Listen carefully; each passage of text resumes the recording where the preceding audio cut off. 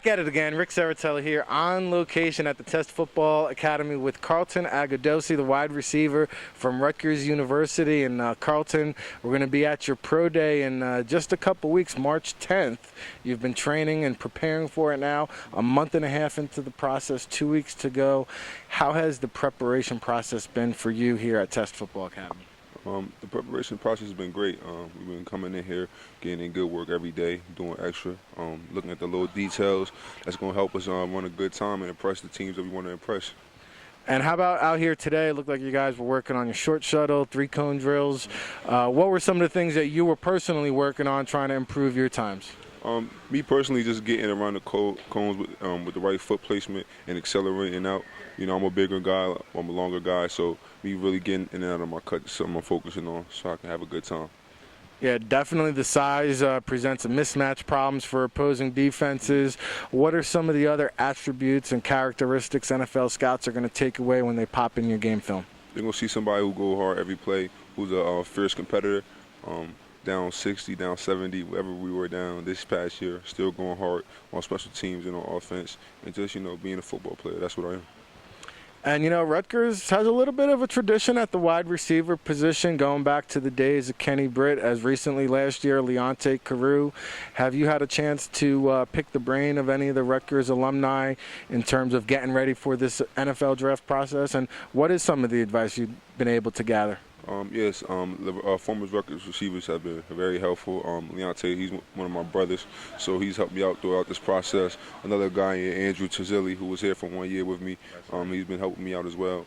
Even a guy like Miles Schuler, who had a chance to play last year, he's been helping me out a lot too. So they all been giving me great feedback, you know, wanting to help me, you know, accomplish my dreams, and I appreciate it a lot.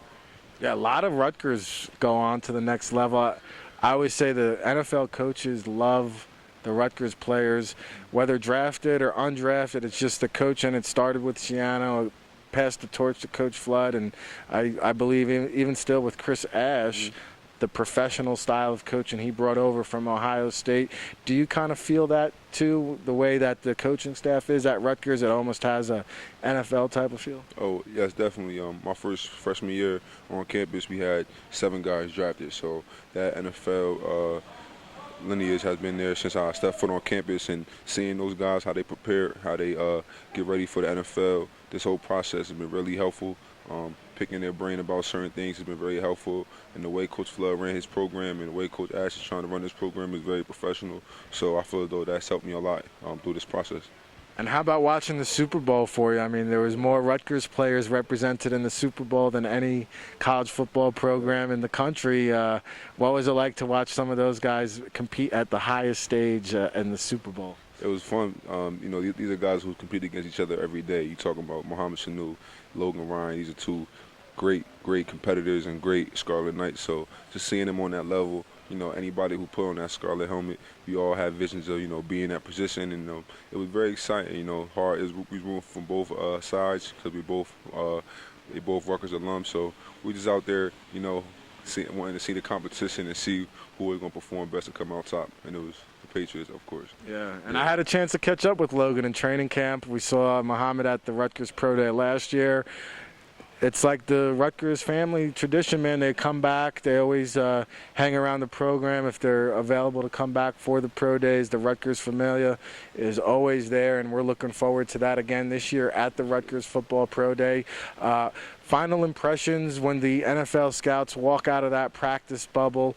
What kind of impact, lasting impression you want to leave amongst the scouts? I want them to see a guy who's big, long arms, big hands, but who can move, get in and out his cuts, catch the ball very well, who has great straight line speed, good lateral quickness, and somebody who's going to go out there and compete. So that's what I'm looking to do, and hopefully, you know, a team who's willing to take a chance on me.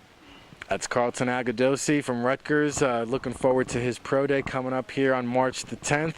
On location at the Test Football Academy, reporting for the NFL Draft Bible, I'm Ric Serritella, bringing you the names you need to know first since 2002.